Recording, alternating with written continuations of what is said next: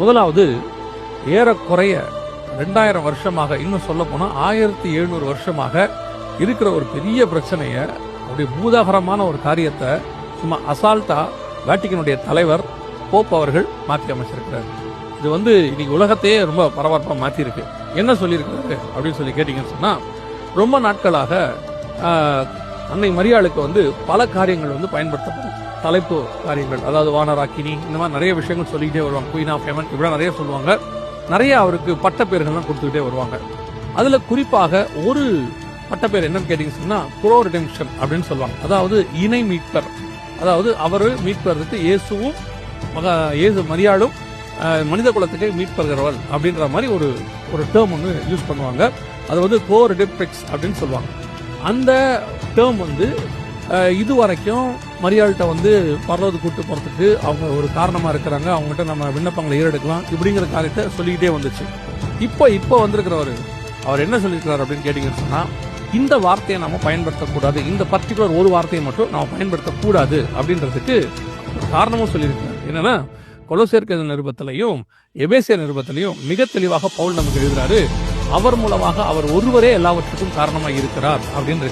அப்படி இருக்கும் பொழுது மீட்புக்கும் ரட்சிப்புக்கும் இயேசு கிறிஸ்து ஒருத்தர் தான் இருப்பாரு.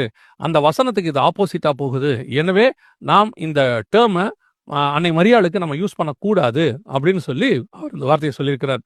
இது கேட்கறதுக்கு சாதாரணமா இருந்தாலும் மிகப்பெரியதான ஒரு வரலாற்று சிறப்புமிக்க ஸ்டேட்மெண்ட். இது ஹிஸ்டாரிக்கல் ஸ்டேட்மெண்ட் அவர் அமைச்சிருக்கிறார்.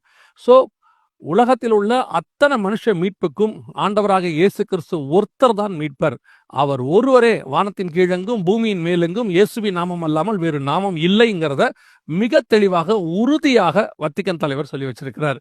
ஸோ இது இன்னும் அநேகர், ஏறக்குறைய 100-140 கோடி பேர் கத்தோலிக்கத்தில் இருக்கிறாங்க. அவங்க எல்லாருக்குமே ஒரு அற்புதமான நற்செய்தியை அவர் சொல்லியிருக்காரு, குட் நியூஸ்.